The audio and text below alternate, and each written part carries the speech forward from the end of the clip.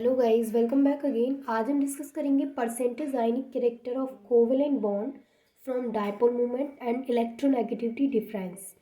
Means कि आज हम डिस्कस करेंगे कि जो कोवेलेंट बॉन्ड होता है उसके अंदर परसेंटेज आयनिक कैरेक्टर होते हैं या फिर नहीं होते, और अगर होते हैं तो उनको किस तरीके से फाइंड कर सकते हैं। तो देखिए, सबसे पहले हम थोड़ा सा जान लेते हैं कोवेलेंट बॉन्ड के बारे में। उसके बाद हम चलेंगे डायपोल मोमेंट के द्वारा उसके अंदर जो भी कैरेक्टर हैं आयनिक बॉन्ड के, उनको किस तरीके से फाइंड कर सकते हैं। तो देखिए, सबसे पहले समझते हैं कि कोवेलेंट बॉन्ड क्या होता है। तो देखिए, कोवेलेंट बॉन्ड तब बनता है जब इलेक्ट्रॉन की शेयरिंग होती है। फर्स्ट पॉइंट है यहाँ पर, अ covalent bond is formed by the sharing of electron. For example, यहाँ पर एक एटम ये ए है और एक एटम ये बी है। इन दोनों एटम ने अपना अपना अपना एक एक इलेक्ट्रॉन शेयर किया, दोनों के बीच में एक बॉन्ड बना। इस तरीके के बॉन्ड को बोला जाता है कोवेलेंट बॉन्ड, यानी दोनों ने अपना एक एक इलेक्ट्रॉन शेयर किया। तो कोवेलेंट बॉन्ड का फॉर्मेशन होता है इलेक्ट्रॉन की शेयरिंग से। अब ये दो तरीके से हो सकता है कि जो दो एटम हैं, जिन दो एटम के बीच में ये कोवेलेंट बॉन्ड बन रहा है, अगर इन दोनों एटम की इलेक्ट्रोनेगेटिविटी सेम है तो ये जो इनके बीच में इलेक्ट्रॉन की शेयरिंग हुई है, जो शेयर्ड पेयर ऑफ इलेक्ट्रॉन है, ये बीच में ही रहेगा। तो इस तरीके के बॉन्ड को बोला जाएगा यहाँ पर नॉन पोलर कोवेलेंट बॉन्ड। लेकिन अगर ये दोनों जो एटम हैं, इन दोनों एटम्स के बीच में जो शेयरिंग हो रही है, उन दोनों एटम्स की इलेक्ट्रोनेगेटिविटी में डिफरेंस है, यानी दोनों एटम्स जो हैं, इन दोनों एटम्स की इलेक्ट्रोनेगेटिविटी अगर डिफरेंट हुई तो इनके बीच में जो ये जो बॉन्ड बना हुआ है, ये बॉन्ड उस एटम की तरफ ट्रांसफ़र हो जाएगा जिसकी इलेक्ट्रोनेगेटिविटी ज़्यादा होगी। तो इस तरीके के बॉन्ड को बोला जाता है पोलर कोवेलेंट बॉन्ड, क्योंकि यहाँ पर क्या हुआ, पोलैरिटी का क्रिएशन हुआ। देखिए कैसे हुआ। देखिए, सबसे पहले फर्स्ट पॉइंट का मीनिंग समझिए कि अ covalent bond is formed by the sharing of electron, यानी कि जो कोवेलेंट बॉन्ड होता है वो इलेक्ट्रॉन की शेयरिंग से बनता है। ठीक है, अब सेकेंड पॉइंट समझिए, if the electronegativity of bonding atoms is equal then the shared pair of electron is situated on the middle of the atom, this bond is known as non polar covalent bond. For example H2 है, N2 है, O2 etcetera. देखिए, second point का मतलब है कि अगर दो atom जिनके बीच में बॉन्ड बन रहा है कोवेलेंट बॉन्ड, उन दोनों एटम्स की इलेक्ट्रोनेगेटिविटी सेम है, जैसे कि यहाँ पर ये एक हाइड्रोजन है और ये एक हाइड्रोजन है, और इन दोनों के बीच में एक एक इलेक्ट्रॉन की शेयरिंग होके ये बॉन्ड बना है, तो इन दोनों एटम्स की इलेक्ट्रोनेगेटिविटी क्या है, सेम है। तो इनके बीच में ये जो बॉन्ड बना है बीच में, ये बॉन्ड बीच में ही रहेगा। ठीक है, तो सेकंड पॉइंट का मतलब है कि जो कोवेलेंट बॉन्ड, अगर दोनों एटम्स ऐसे हैं जिन दोनों एटम्स की इलेक्ट्रोनेगेटिविटी सेम है, तो उनके बीच में बनने वाला बॉन्ड बीच में ही सिचुएटेड रहता है। तो इस तरीके के बॉन्ड को बोला जाता है नॉन पोलर कोवेलेंट बॉन्ड। और इस तरीके के बॉन्ड में हम बोल सकते हैं कि कोई भी आयनिक कैरेक्टर प्रेजेंट नहीं है। अब देखिए, आयनिक कैरेक्टर क्या होता है ये समझिए थोड़ा सा। तो देखिए, आयनिक कैरेक्टर मतलब कि अगर इस हाइड्रोजन पर कोई भी प्लस चार्ज आ जाए, माइनस चार्ज आ जाए, तो ये आयनिक कैरेक्टर शो करेगा। ठीक है, तो इस सिचुएशन में क्या है, इस पर कोई भी चार्ज नहीं है, और चार्ज कब आता है, या तो इलेक्ट्रॉन की कमी हो या इलेक्ट्रॉन की अधिकता हो। अब देखिए, इसका थर्ड पॉइंट समझिए तो आपको अच्छे से क्लियर हो जाएगा। देखिए, if the electronegativity of bonding atoms is different then electron pair shifted towards the atom having greater electronegativity, this bond is known as polar covalent bond।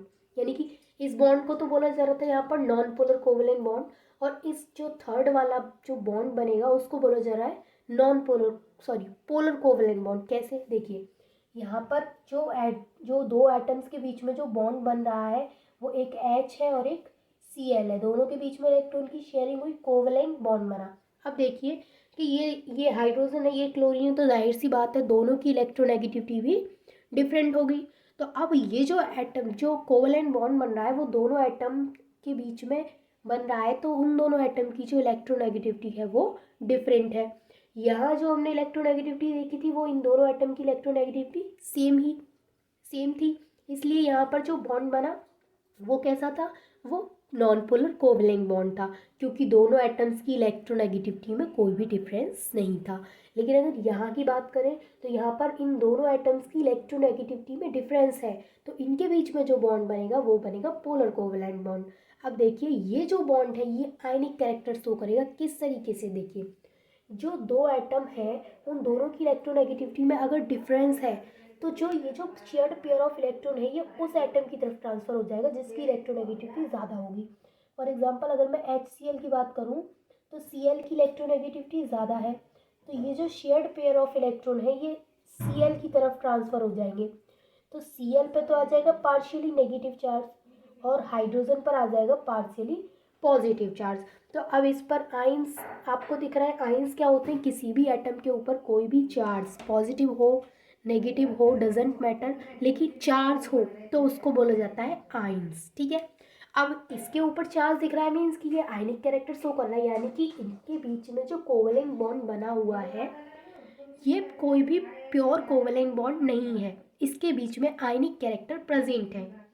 और अगर हम इसकी बात करें तो इसके बीच में हमें कोई भी आयनिक कैरेक्टर नहीं दिख रहा है, क्योंकि दो एटम्स हैं, दोनों की इलेक्ट्रोनेगेटिविटी सेम है, तो कोई भी एटम इस बीच के शेयर्ड पेयर ऑफ इलेक्ट्रॉन को अपनी तरफ खींच नहीं पाएगा। लेकिन इसकी बात करें तो क्लोरीन की इलेक्ट्रोनेगेटिविटी ज़्यादा है, तो क्लोरीन इस शेयर्ड पेयर ऑफ इलेक्ट्रॉन को अपनी तरफ ट्रांसफ़र कर लेगा। दैट्स वाई क्लोरीन के ऊपर partially negative charge and hydrogen के ऊपर पार्शियली पॉजिटिव चार्ज आ जाएगा। अब हम डिस्कस करेंगे कि डायपोल मूवमेंट के द्वारा किस तरीके से आयनिक कैरेक्टर को का परसेंटेज निकाला जा सकता है। तो सबसे पहले थोड़ा सा पढ़ लेते हैं डायपोल मूवमेंट के बारे में। तो देखिए जो हमने पहले अभी जो 3 पॉइंट्स में पढ़ा था उसको थोड़ा सा रिवाइज करते हैं। The bond between H2Cl2 N2O2 is non polar. जैसे कि हमने अभी सेकेंड पॉइंट में पढ़ा था कि H2Cl2 N2O2 के बीच का बॉन्ड जो बन रहा है वो नॉन पोलर बन रहा है। क्यों? क्योंकि इन सभी एटम्स की जो इलेक्ट्रोनेगेटिविटी है वो सेम है, इसकी वजह से इनका जो शेयर्ड पेयर ऑफ इलेक्ट्रॉन है वो बीच में ही रहेगा। ठीक है, एंड बॉन्ड बिटवीन HCl, लेकिन अगर HCl के बीच के बॉन्ड की बात करें तो वो क्या है, वो पोलर है। क्यों? क्योंकि दोनों एटम्स की इलेक्ट्रोनेगेटिविटी में डिफरेंस है। दोनों जो एटम्स हैं HCl के, इन दोनों की इलेक्ट्रोनेगेटिविटी में डिफरेंस होने की वजह से जो Cl है वो शेयर्ड पेयर ऑफ इलेक्ट्रॉन को अपनी तरफ ट्रांसफर कर लेगा, जिसकी वजह से पोलैरिटी का क्रिएशन हो जाएगा। Due to this polarity a dipole is created. तो इस पोलैरिटी की वजह से क्या होगा, एक डायपोल क्रिएट होगा। This polarity is expressed in terms of dipole movement. और ये जो पोलैरिटी है इसको डायपोल मूवमेंट के टर्म्स में एक्सप्रेस किया जाता है। This is a vector quantity. और ये जो डायपोल मूवमेंट है ये एक वेक्टर क्वांटिटी है। This is represented by Greek word mu. इसको ग्रीक वर्ड म्यू से रिप्रेजेंट किया जाता है।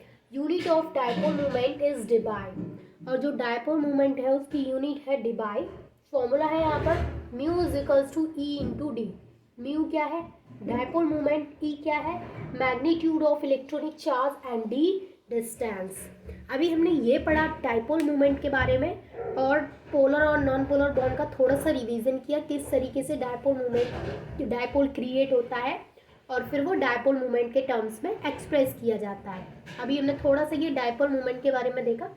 देखिए यहाँ पर हमारे पास फॉर्मूला भी है और एक अच्छा सा क्वेश्चन भी है जिसको हम करके देखेंगे। तो सबसे पहले देखते हैं फॉर्मूला। फॉर्मूला क्या है, percentage ionic character is equals to mu observed upon mu calculated into 100।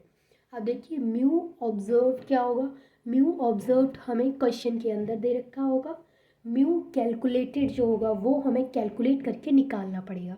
कैसे, देखिए यहाँ पर ये दे रखा है percentage ionic character is equals to mu observed upon E into R, यानी कि ई और आर दोनों को मल्टीप्लाई करके हम क्या निकालेंगे, म्यू कैलकुलेट निकालेंगे। तो देखिए ई क्या है, ई है 4.8 इंटू 10⁻⁻10 इलेक्ट्रोस्टैटिक यूनिट और आर है बॉन्ड लेंथ जो कि हमें उस क्वेश्चन के अंदर दे रखी होगी। तो अब हम निकाल के देखते हैं।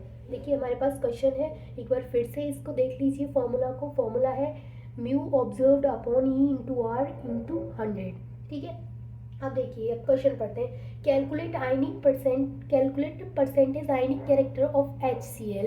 HCl की कैलकुलेट करवा रहा है। If the dipole movement of HCl is 1.03 debye and bond length is 1.27 angstrom. ये जो हमें दे रखा है dipole moment of HCl is 1.03 D, ये क्या है, ये है म्यू ऑब्जर्व, यानी कि 1.03 डी बाई जो दे रखा है वो हमें म्यू ऑब्जर्व दे रखा है, और 1.27 जो हमें दे रखा है वो हमें इसकी बॉन्ड लेंथ यानी कि आर दे रखी है। तो सबसे पहले हमें क्या निकालना है, सबसे पहले हमें निकालना है म्यू कैलकुलेट करके। तो देखिए म्यू कैलकुलेट करके निकालेंगे हम, म्यू कैलकुलेटेड, तो म्यू कैलकुलेटेड निकालेंगे हम सबसे पहले ई इंटू आर से। तो ई क्या है, ई है 4.8 इंटू 10⁻⁻10, ये है इलेक्ट्रोस्टैटिक यूनिट में, और आर जो दे रखा है वो हमें दे रखा है एंगस्ट्रॉम में, 1.27 एंगस्ट्रॉम। तो इसका जब हम मल्टीप्लाई करेंगे तो आएगा 6.09 इंटू 10⁻⁻10, ठीक है, हमारे पास ये आएगा। और हमें पता है कि एक डिबाई में कितना होता है, एक डिबाई इज इक्वल्स टू होता है 10⁻⁻10 इलेक्ट्रोस्टैटिक यूनिट एंगस्ट्रॉम। और ये जो निकल के आया ये भी किस में है, ये निकल के आया इलेक्ट्रोस्टैटिक यूनिट एंगस्ट्रॉम, क्योंकि यहाँ पर ये इलेक्ट्रोस्टैटिक यूनिट में था और ये वाला एंगस्ट्रॉम में था, दोनों का मल्टीप्लाई किया तो ये किस में निकल के आया, इलेक्ट्रोस्टैटिक यूनिट एंगस्ट्रॉम में निकल के आया ये वाला। और हमें पता है एक डिवाई इज इक्वल्स टू होता है 10⁻⁻10 इलेक्ट्रोस्टैटिक यूनिट एंगस्ट्रॉम। तो हम इसको क्या कर सकते हैं, अगर हम इसको डिबाई में चेंज करेंगे तो हमारे पास क्या आ जाएगा 6.09 डिबाई, हमारे पास ये आ गया जब हमने इसको डिबाई में चेंज कर लिया, ठीक है, क्योंकि इतना जो पार्ट है वो एक डिबाई के बराबर है, तो इतने पार्ट को हमने रख दिया डिबाई के बराबर, तो यहाँ पर बना दिया हमने डिबाई। तो हमारे पास क्या आ गया 6.09 डिबाई, ये निकल के आ गया म्यू कैलकुलेटेड। अब हम इसको लगाते हैं फॉर्मूले के अंदर। तो देखिए फॉर्मूले के अंदर लगाएंगे तो क्या आएगा, सबसे पहले हम यहाँ पे निकालेंगे परसेंटेज आयनिक कैरेक्टर। देखिए इसका परसेंटेज आयनिक कैरेक्टर निकालेंगे हम, तो सबसे पहले लेंगे म्यू ऑब्जर्व्ड, और म्यू ऑब्जर्व कितना दे रखा है यहाँ पर 1.03 डिबाई, तो यहाँ पर हम लिख देंगे 1.03 डिबाई। उसके बाद म्यू कैलकुलेटेड, म्यू कैलकुलेटेड करके कितना निकाला है हमने 6.09 डिबाई, यानी कि ये है 6.09 डिबाई इंटू 100, इसमें 100 से मल्टीप्लाई करवा देना है। अब क्या आएगा हमारे पास, जो हमारे पास आंसर आएगा वो आएगा 16.9%। आप खुद से इसको कैलकुलेट करके देख लीजिए, 16.9 के अप्रॉक्स आएगा, मतलब हम बोल सकते हैं कि ये क्या है 17% है। इससे हमें ये पता चला कि जो HCl है उसके अंदर परसेंटेज आयनिक कैरेक्टर कितना है, HCl के अंदर आयनिक परसेंटेज कितना है, तो वो है 17%। और अगर कोवेलेंट कैरेक्टर की बात करें तो वो कितना होगा, वो होगा 83%। तो इससे हमें इसके अंदर के कोवेलेंट कैरेक्टर के बारे में भी पता चल गया और आयनिक कैरेक्टर के बारे में भी पता चल गया। इसी तरीके से कोई भी क्वेश्चन सॉल्व कर सकते हैं आप। क्या करेंगे, सबसे पहले म्यू कैलकुलेट निकालेंगे, और म्यू कैलकुलेट निकाल लिया तो ऑब्जर्व्ड आपको मिल ही जाएगा उसमें, और बॉन्ड लेंथ आपको मिल ही जाएगी, तो बहुत ही ईजिली तरीके से आप इसको निकाल सकते हैं। तो ये हमने निकालना सीखा डायपोल मूवमेंट के द्वारा। नेक्स्ट वीडियो में हम निकालना सीखेंगे कि इलेक्ट्रोनेगेटिविटी डिफरेंस के द्वारा किस तरीके से हम फाइंड कर सकते हैं परसेंटेज आयनिक कैरेक्टर को। तो आई होप कि आपको इतना क्लियर हो गया होगा, and thanks for watching this video.